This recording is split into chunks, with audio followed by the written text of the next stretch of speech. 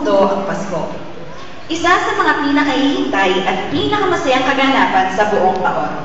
Bata man o matanda, lahat ay buong kagalangan naghahanda para sa araw na iyon. Bagong damit, Christmas parties, dekorasyon. Setyembre pa lamang ay mararamdaman mo na ang papalapit na Kapaskuhan. Maski ang hangin, dala ng malamig nitong simoy ay tila nasasabik sa nalalapit na pagdiriwang. Marahil, isa sa mga lugar na kakikitaan ng diwa ng Pasko ay ang mga shopping malls. Dilingin sa nakararami sa atin ang mga kaganapang nangyayari sa loob ng mga malls, lalo na't papalapit na ang Kapaskuhan. Last-minute shopping, mga bagong damit, regalo at pagkain.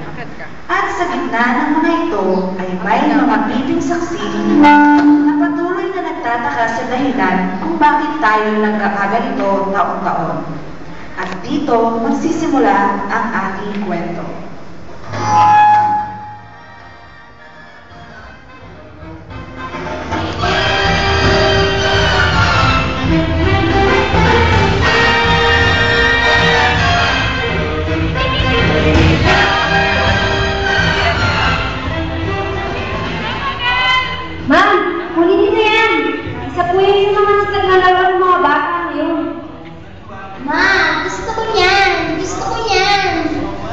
Mamaya na, sundan na natin papa mo. Kasi kung yung nakita nyo, okay? Miss, patingin naman ang ikaw dun sa likod, oh. Oh, yung sa kaliwa. Yan, yan. Ayan, gagastos ka na naman ng pagkamahal. Tapos isang araw lang susunod eh. Hay nako, you'll never understand the price of beauty. Saan tayo bukas? Pasko, hindi na natin alam kung saan tayo pupunta. Ben, kailangan muna tayo sa bahay. Sabi ni Mami, may mga dalang daw ako minsan eh. So, medyo, alam mo na, whatever na naman. Ang alam mo ba, alam mo sa inyo? Exactly! Pero gusto naman eh. At pastikan time na naman sa amin. Kaya ako na. Doon na lang tayo ng sige sa hapon ha. Hoy, dito ka lang pala. Ano? Kanina pa kami naghihintay dito sa may Taco Bells. Tol! Hoy! Nalimutan mo na si Christina. Sige na, na. Hoy, Christina. Na! Dirty yun.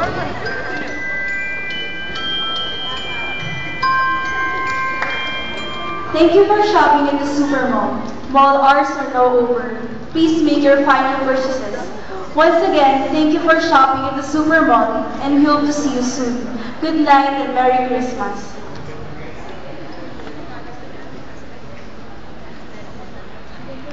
Wala na sila. Kuya Pan. Sigurado ka ba? Okay, doon ka muna sa pinto, baka bumalik si Manang Guard. Okay. Carl, ito naman kalokohan yan. Pag tayo napahamak ha? Una, wala kang pakialam. Pangalawa, bakit naman tayo mapapahamak? Sinong napahamak? Wala. Itong si Carl may binabalak na naman ata. Hey, Faye! Does this look good on me? I swear, hindi mo naman mag-accessorize yung mga bagong designers ngayon. Ako lang naman, Sophie.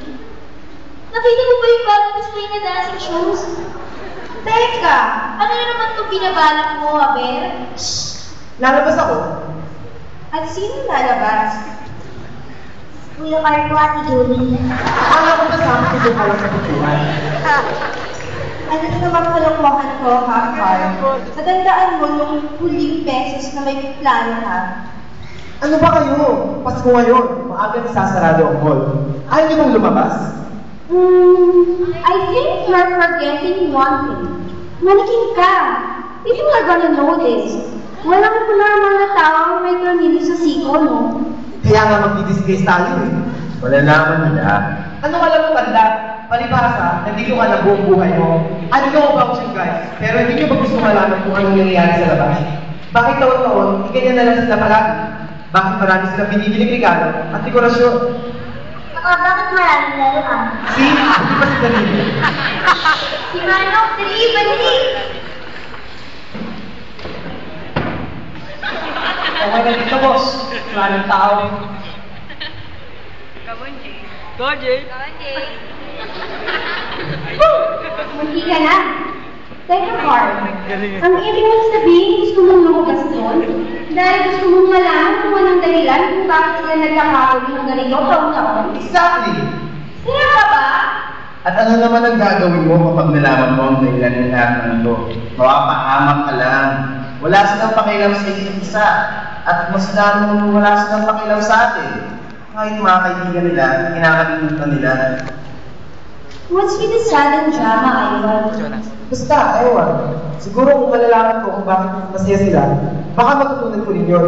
And sa akin here doing nothing but looping, I'm sure may dahilan ang lahat.